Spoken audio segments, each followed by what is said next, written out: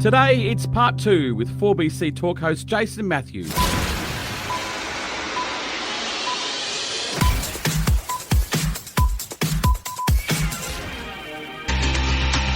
The 4BC rumour file is back this morning at 8:25, brand new time. Gee, we're getting some doozies of rumours. Getting some rippers, actually. It's worth it. It's worth your troubles. 50 grand up for grabs at the end of the year.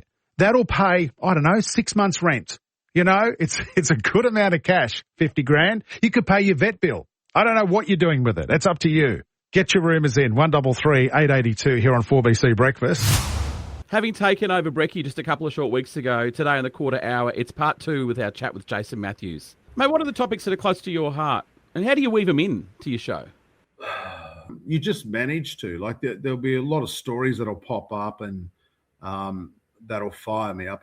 I guess my biggest two, obviously homelessness and how we've gotten to the situation we're in at the moment. Like, how did a country so rich with resources become so poor when it comes to our people? I mean, homelessness in our country and even in Queensland is just, it's out of control. You know, the fact that we have working families that sleep in their cars and then the kids go off to school and the parents go off to work. I mean, Liam, did you ever think that would happen?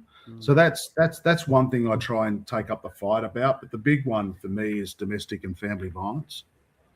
And I just can't get my head around it. I just can't understand why people would lash out like that. And the thing I'm really, really passionate about is helping blokes do other things other than lash out. When 80, and I'm sorry to get so serious on the podcast, but when 80% of your perpetrators are male, we've got a problem. When 9 females lose their lives in the month of July, we've got a problem. Yet, Liam, I find it fascinating that I can't get people to talk about it. I got Barnaby finally to talk about it on the program. I got Angus Taylor to finally talk about it on the program. I can't even hear from Albanese. We have been chasing him for 2 weeks to come on and say, hey, listen, what are we going to do about this? I mean, we need a royal commission first and foremost. But the fact that it's hard to get prominent males in this country to talk about domestic violence, I just scratch my head. And I'm not saying it's just a bloke problem, but most of it is because of blokes. So that's something I'm extremely passionate about. And I mean, I think if we can have less women and kids lose their lives and we can get help for men, I think we're on a winner there, Lee. Give me your top content. Hang on to that again. What's the strongest type of content? Do you have a top 3 of stuff that you know just touches buttons and, you know, fires people up? What do people want to talk about? Albo.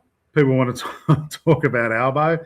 Pauline Hanson, just politics in general, you know, whether it's state or national politics, cost of living. I have people send me their power bills, you know, so when they're saying our power bills are going down, people are going, no, it's not. And they'll send me their power bills. And then we'll challenge whoever's putting the prices up on that.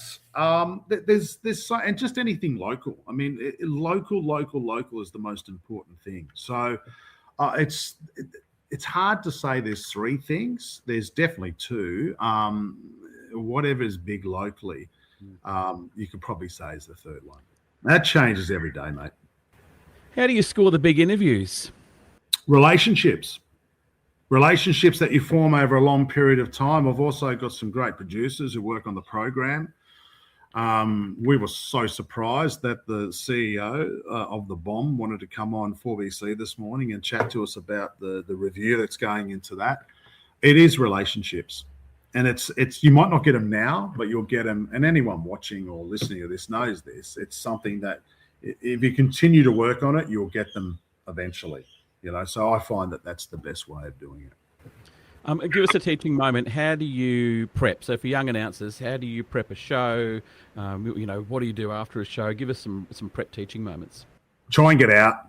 Just try and get out. Try and live a normal life. The stuff that just falls on your lap is incredible.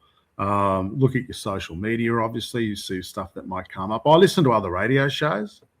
So, you know, I'll listen to podcasts. I'll listen to our guys on air as well. So I was driving home today and I heard Gary, who does mornings on 4BC. He's been around for a long time, and I was listening to some of the stuff that he was talking about this morning, which has given me ideas for tomorrow. Not to talk about what he's talking about, but it's given me some ideas on some angles. And so it's content.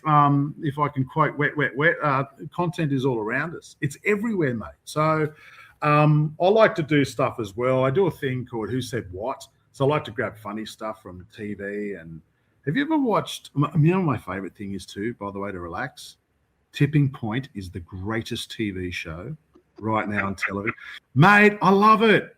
It's like playing with those chocolate machines at the RSL. That's what it's like. So I'll watch Tipping Point. I'll watch The Chase, because on the Goldie, we get Tipping Point like a half hour earlier. So I can watch Tipping Point, watch the second half of The Chase. I get so much content from that stuff every single bit. I mean, Larry just drags out his interviews with the contestants just to fill time. I used to have a spreadsheet on all the game shows about how much money they give. When I got made redundant from SEN, I was bored. So I used to do a spreadsheet on those shows. But, yeah, it's everywhere, mate. That content is everywhere. You'll find it. What's the difference between doing mornings and now doing brekkie? You said the pace before. What else is different about it? Alarm clock, 2:15 get up. Going to bed now. If I can get to the weather on the news, I'm doing really well at 7 o'clock at night. But normally in bed at 6:30, up at 2:15. It's the pace, and it's just a whole different delivery. And you made the point at the start of the podcast. You're setting the news agenda for the day. You know, you're kicking it off, not just for a city, but also for your radio station. So. That's probably the big difference. Mornings, you could do a longer form interview. You could, talk to someone for 10 minutes. Like here, I probably don't go any longer than 5. So you've got to get straight to the point and get out of it, So where you might have a list of 8 or 9 questions you want to ask, you're lucky to get away 4 or 5. But you just make sure they're the killer questions. You've been there a couple of weeks now. How are you finding the new brekkie show? You tell me, Liam. Well, I like you on mornings. So it's a nice transition for me. I think, and you're proving that, you're only a younger guy. You and I are about the same age. You're not a traditional talkback host. I like the fact that talkback hosts are getting younger. And so I think it was an easy transition for you because you'd already got the hours. You knew what you were doing. It sounds very similar. As you said, it's a faster paced show. But yeah. Are you loving it? Yeah. Oh, mate. I was just thinking about, so I'm 56 tomorrow, right? So it's no doubt the gift's in the mail. But I pinched myself. I'm so bloody lucky, mate. And I heard your interview with Christian O'Connell as well. I heard Wade's interview with Christian O'Connell. I pinch myself every day going, really, is this, I've been picked to do this.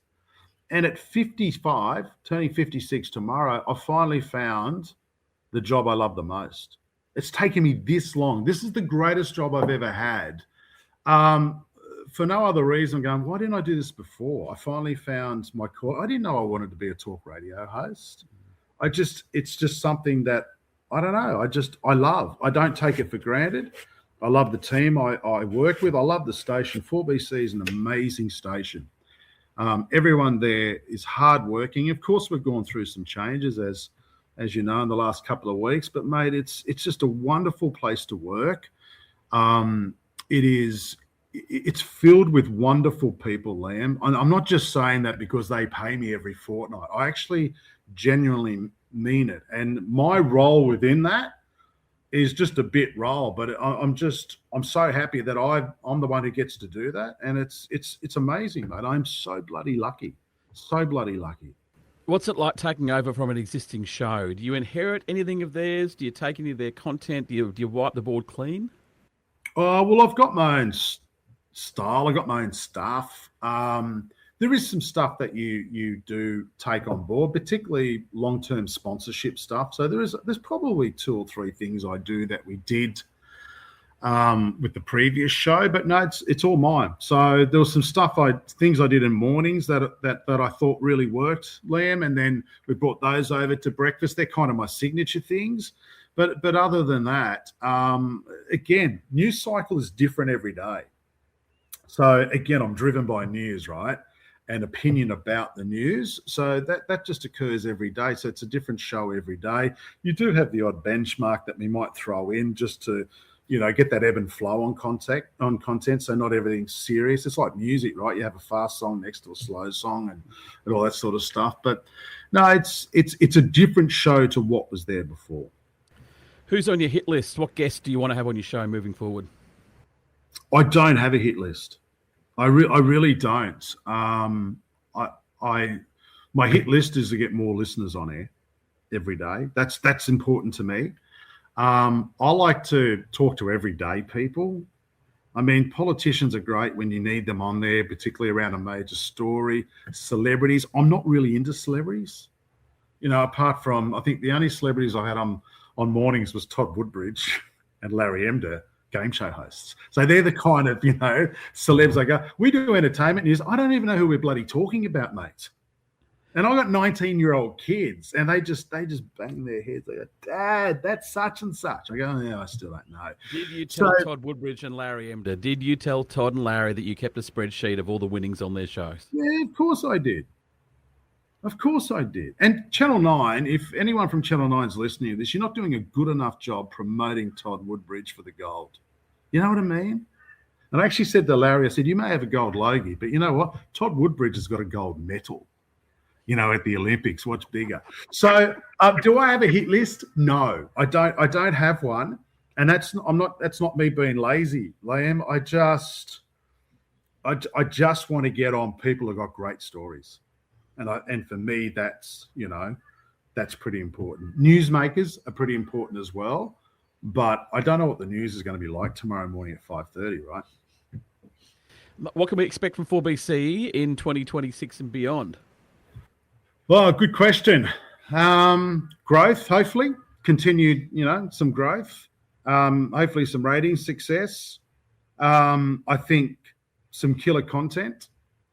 The plan for me is, and same with the other guys and girls on air, when news breaks, when big things happen in Brisbane, I want you to go and turn on 4BC. So I just want to continue to build on that. I want to champion great Queenslanders and people doing some good work in the community. And I know that's the whole station wants to achieve that. Again, it's not any spin or anything like that. That's what I go in with every day. So if we're doing that, we should be doing okay. Last one, mate. What's your advice to people who are keen to join talk radio? It's a different world.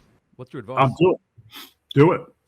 We've got a lot of young people that work in the building that are out of uni doing their, journalistic degrees and stuff like that. Do it. It's fantastic. And again, the other thing is, digging for stories, not just getting stuff that's on the internet or in the paper or whatever and regurgitating that. That's boring, right? But someone who's got a nose for news, who likes to chase a story, won't take no for an answer. If you're a young journalist, let's go. Let's go and have some fun.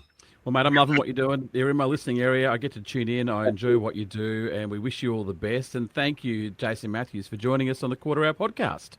Thank you, mate. Anytime.